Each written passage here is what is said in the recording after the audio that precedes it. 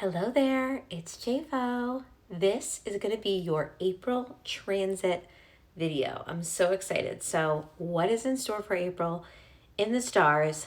Let's talk about it. So, we kick off, by the way, we just had a full moon in Libra. And so, whenever we have a full moon, guys, it just means that the sun is in one sign and the moon is in the opposite sign. Okay, so this particular full moon that we just had, we had the sun in Aries, self identity, and we have the moon in Libra, which is about partnership and balance and harmony. Aries is all about winning and the champion mindset. So it's all about me, me, me. It has to be about me, me, me, because it needs to be number one, right? Libra has to be about partnership because it's all about balance and harmony in both sides. So we've had this kind of like energy this week of self versus other, and how can I, speak my piece and rock the boat and win, but still have this energy of balance and grace and harmony, right? So I'm sure we're all feeling it. We're out of the Mercury retrograde completely. I will talk to you guys about the next Mercury retrograde coming up soon, but let's dive into April. So we kick off April on April 3rd. We kick it off with Mercury in Aries. So Mercury's been in Pisces. It's going to go into Aries, and Pisces is the last sign of the zodiac cycle. It's all about dreams and spiritual energy and emotion. And so we've been communicating in a way that's very sensitive, right? Very emotional. And we're going to shift into this very harsh communication. It's going to be very loud, very proud. So don't be surprised if you feel that kind of energy, that kind of go-getter energy, but also more of an aggressive communication. Now, we all have our own unique communication styles in our chart. So for me, my communication style is in a fire sign. So I'm already a Mercury fire. So when Mercury goes into fire, I'm probably not going to feel it as much. But if you are a natal Mercury water or a natal Mercury earth, you might feel it more intensely because you're more feminine in your communication, and it's going to go from feminine to masculine on April 3rd. Okay, so that's Mercury in Aries on April 3rd. Nighttime it'll happen. Okay, so then April 4th, we have the last quarter moon in Capricorn, which is huge because right now we have Pluto in Capricorn. Okay, and this transit is going to be, I've been speaking about this in all of my videos, this transit of Pluto is going to be leaving in the beginning of 2024, but it's been there since 2008, this Pluto in Capricorn transit, okay? And so the last quarter moon being in Capricorn, squaring our Aries, squaring our sun energy, okay? That's whenever we have a first quarter moon or a last quarter moon, it's always squaring the sun sign, okay, that we're currently in. So there's a squaring there. That's a harsh aspect. And then it's going to be triggering up that Pluto. So don't be surprised if you're feeling a little aggression this upcoming weekend of the 3rd and the 4th. The best way to say it, not aggression, because remember, guys, astrology is neutral. Right? Astrology is neutral. It has the potential for greatness. It has the potential for, low vibration. There's high and there's low in every single aspect, right? But when we have this cardinal energy, because Aries is a power cardinal sign and Capricorn as well, and it's going to be squaring each other, right? And then it's going to be in the position of the moon. I usually go to a direction of possibly more of a negative energy because it's going to be very power, like wanting to have the power and the control, right? But also it being this an emotional feeling. Now, whenever we have a last quarter moon, it always feels like this ending cycle, right? And everyone's going to experience it differently depending on your chart, but there's always like this ending cycle feeling, okay? And so we're going to have that all week. Remember, guys, a moon cycle, we feel for the whole entire week. So this full moon, even though the moon will change, it still has that tone, right? So like for me, I felt the intensity of this full moon in Libra last week. I felt it before it happened. So everyone's going to be different. You're either going to feel moon cycles like right before they happen. It ebbs and flows. It's not specific, right? It's not like this is the day you'll feel this, right? Like it's not like that, right? So just remember when we have this last quarter moon on Sunday, it's an ending cycle, April 4th, okay? And by the way, I think that's Easter, actually. So that's an interesting day for an ending cycle, right? It's this ending cycle, and then the new moon is going to happen on the 11th, the very next Sunday. So one entire week, the first week of April, we're going to be feeling that kind of ending cycle. But again, remember, Capricorn is in, or Pluto is in Capricorn, and that's a wounding planet, okay? It's just kind of like a frustrating planet because it's kind of dying and being reborn anew. It's a transformational planet. So you're either transforming or you're feeling like, just horrible, right? So don't be surprised in this first week of April if you're feeling that. If you're feeling kind of this ending cycle, this kind of low vibe energy, it's most likely because of this transit that we're going to have, okay? But then on April 11th is going to be the new moon in Aries. Now remember, a full moon is opposite signs of the zodiac. A new moon is the same, okay? It just means that the sun and the moon are in the same sign.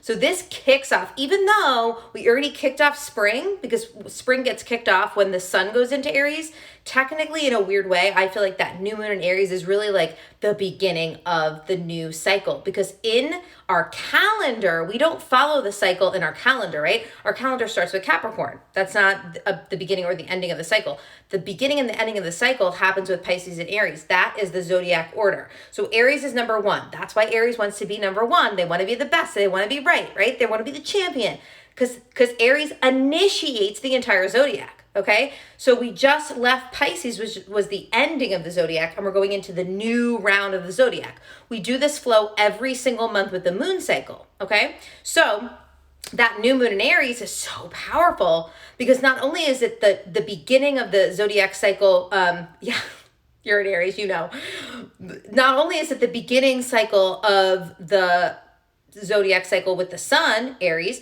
but it's the ending or the beginning cycle of a new moon cycle, right? So it's Aries and Aries. That's why it's so powerful. So April 11th is really the time for not that you can't go for your dreams now. Keep going for your dreams. So what I mean is usually during a Mercury retrograde season is when we will feel kind of a slowdown. We're not in that season right now. We're not in a slowdown. However, because we're at this ending cycle of that last quarter moon and we're feeling that Pluto energy with the moon, because of that, we're going to sort of feel a little bit of a slowdown and then it's going to be boom, right? So that Aries new moon is big and that's on April 11th, okay?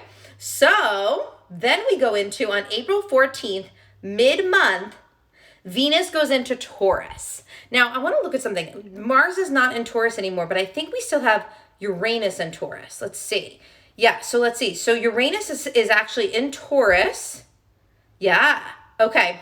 So we have Uranus in Taurus. So when Venus goes into Taurus at some point in that experience, they're going to align. Okay. Now Uranus is the planet of breaking free. Uranus is all about freedom. It's all about being outside of the box. It's the Aquarius planet, and Aquarius is an enormous theme this year. Okay. Taurus is money, security, stability. It's that fiscal sign, or it could just be worthiness. It could be like a metaphor to the security, right? Like feeling secure within yourself, within who you are, right? There's many ways we can look at it. But Venus is ruled by Taurus. So let's put this together. Venus is ruled by Taurus. It's going into Taurus.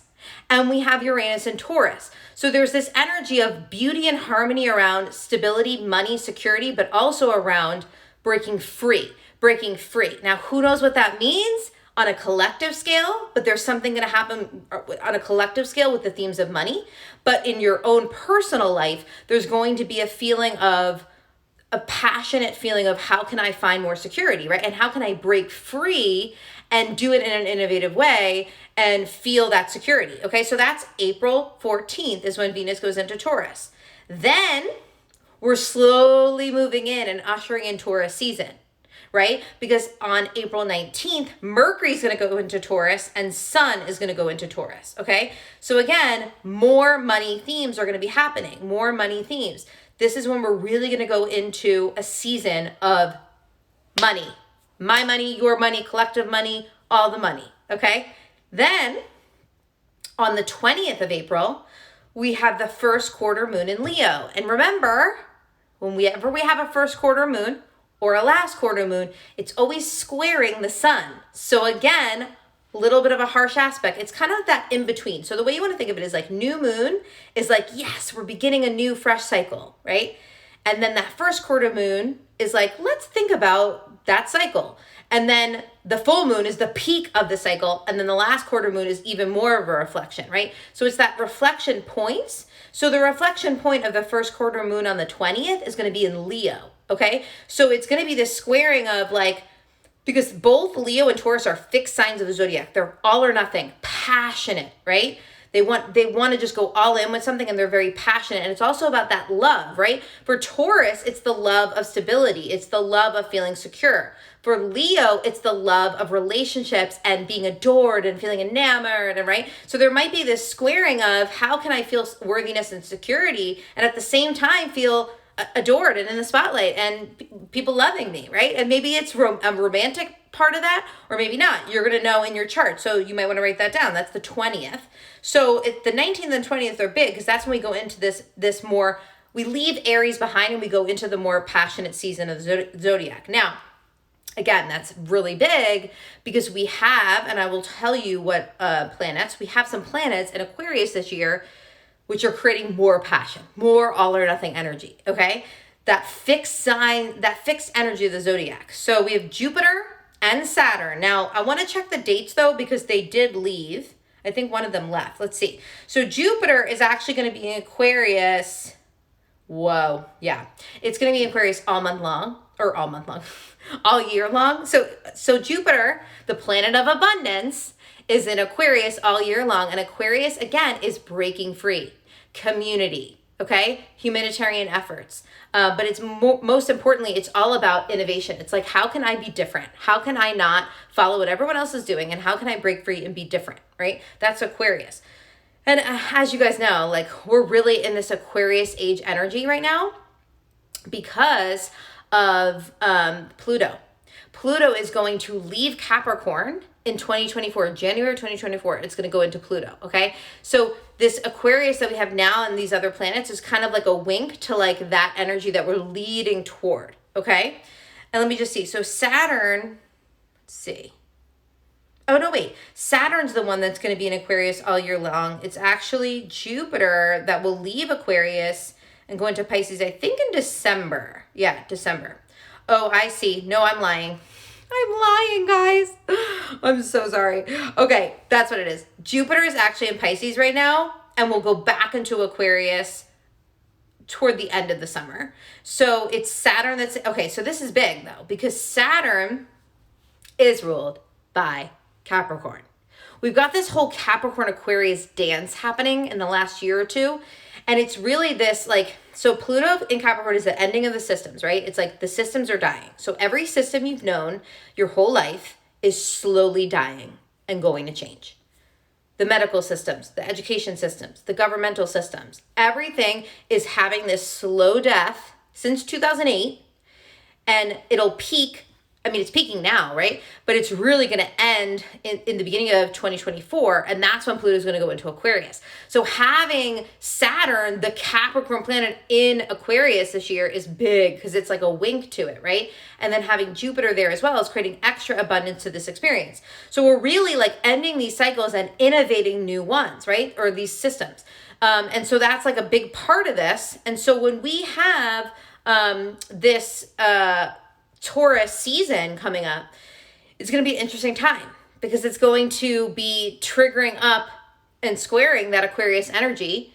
And so again, it's really going to be this idea of like, okay, the systems are dying. We're birthing a new experience because that's Aquarius. It's like innovation. It's cutting edge, right?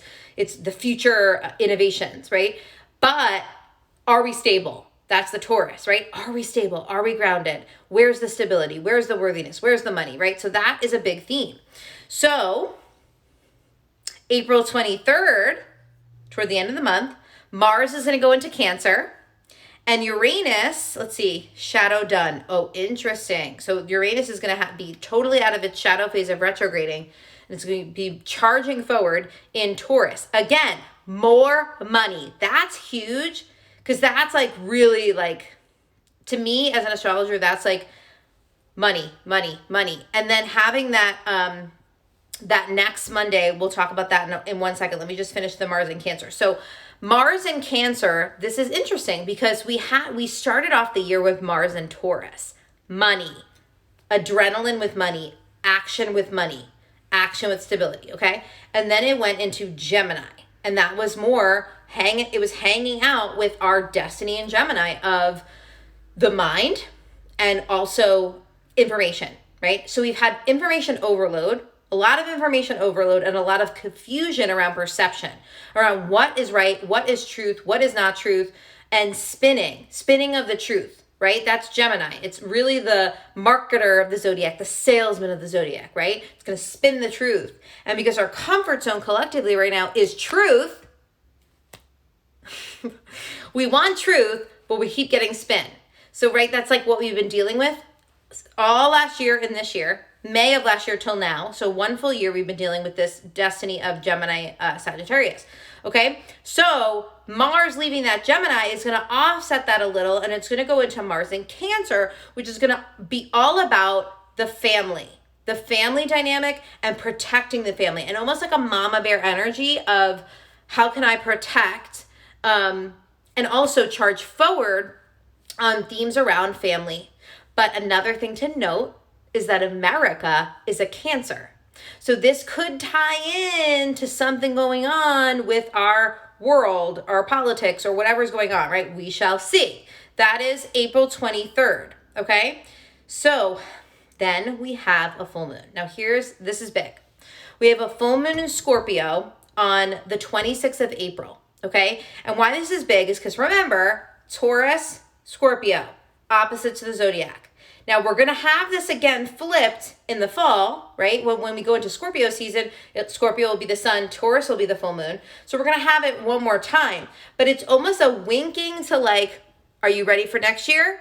Because next year is when that's our destiny line, okay? So next year, our destiny is going to be Taurus, money, and our comfort zone is going to be Scorpio, which is intimacy.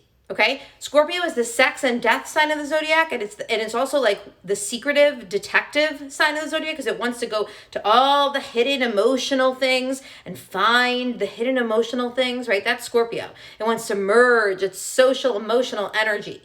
Taurus is like, no, we got to survive and we got to be practical. It's Earth, it's survival. So Taurus is all about the money. So as you can see here, we're in this Taurus theme of April, okay? And then we're going to have Taurus destiny next year for about 1.5 to 2 years. So this is going to be the beginning feeling of this money theme that we're going to go into next year.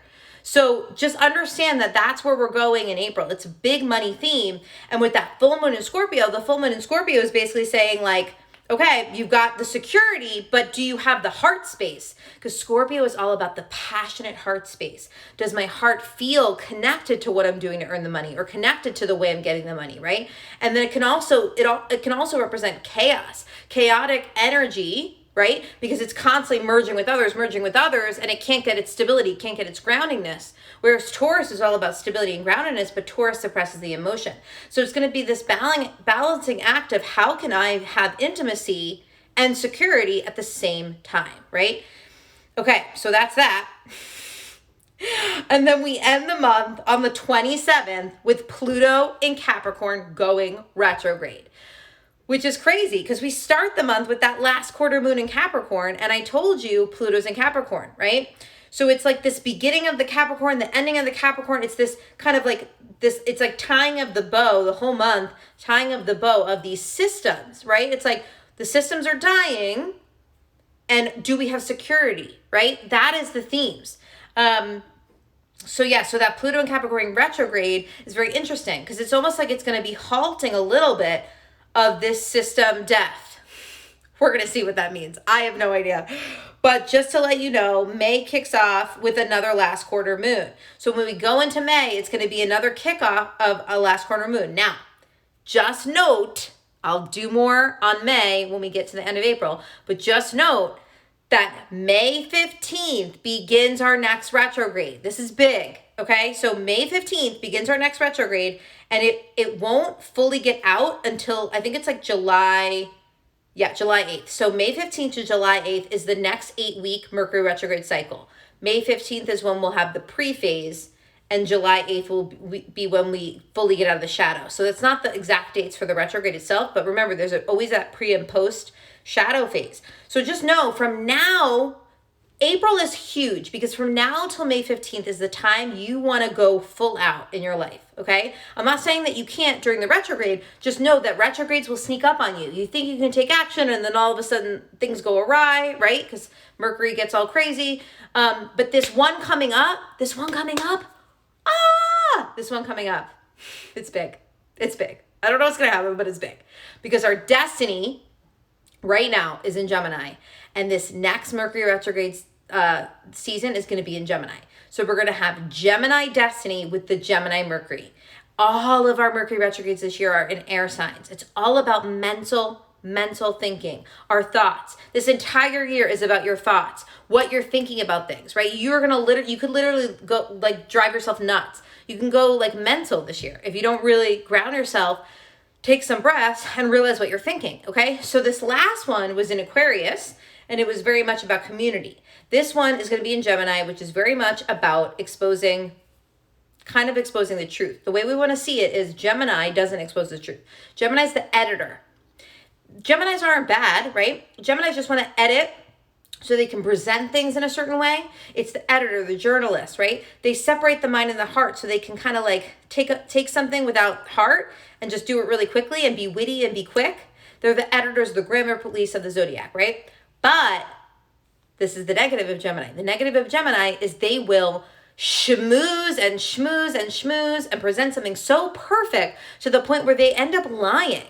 And it becomes a lie. And it becomes this splitting of the minds. And that is what we're doing collectively as a world right now. There's a splitting of the minds right now and this deep desire for truth. Okay? So a lot of people are trapped in lies and a lot of people are finding truth but can't present the truth well. Right? So there's people finding truth, but they can't present the truth because people that want the presentation are not accepting it presented that way. And then the people that are caught in the lie, it's so enticing that they think the lie is real. And so there's like almost like a psychological war happening right now in our minds, okay? And so right now, this is the time to take massive action on your stability and your security so you feel good, okay? But most importantly, gearing up and getting ready for this like boom Mercury retrograde when it's gonna like peak at the middle of the year with this Mercury in Gemini.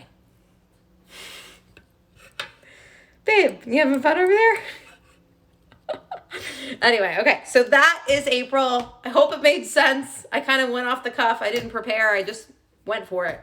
Let me know what you think, and we'll talk soon. Bye, guys.